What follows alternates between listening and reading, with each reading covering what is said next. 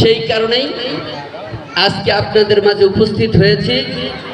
দাবির ভার যতই হোক না কেন বইতে চেষ্টা করব ইনশাল্লাহ।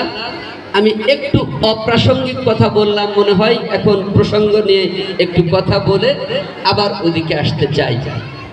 প্রিয় উপস্থিতি, এই মজিদপুর ইসলামিয়া ফাজিল মাদ্রাসা প্রাঙ্গণে আমার আশা আজকে নতুন নয়, কিন্তু এভাবে ঘটা করে অনুষ্ঠানের মধ্য দিয়ে আসা এটা প্রথম।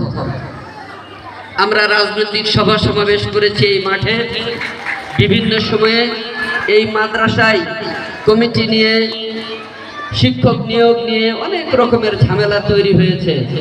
সেই ঝামেলাগুলো মিটমাট করবার জন্য, সমস্যার সমাধান করবার জন্য আমরা রাজনৈতিক দলের কর্মী হিসাবে মাঝে মধ্যে এখানে এসেছি, বহুবার এসেছি। সুতরাং আপনারা আমাদের আপনজন, পরিচিত জন, আপনাদের সামনে ঘটা করে বক্তৃতা দেবার কিছু নেই। আমি শুধু এটুকু বলবো, আজকের এই অনুষ্ঠান দেখে আমরা সবাই চমৎকৃত হয়েছি, অভিভূত হয়েছি এই কারণে যে মাদ্রাসা শিক্ষা প্রতিষ্ঠানগুলো আধুনিকতার ছোঁয়া পেয়েছে, এইটা দেখে ভালো লাগছে। এই কারণে এই কমিটির সভাপতি আমাদের স্নেহভাজন আব্দুর রাজ্জাক সহ, ভারপ্রাপ্ত অধ্যক্ষ সহ সংশ্লিষ্ট আপনারা যারা এই আয়োজন করেছেন তাদের সকলকেই আন্তরিক ধন্যবাদ জানাচ্ছি, মোবারকবাদ জানাচ্ছি।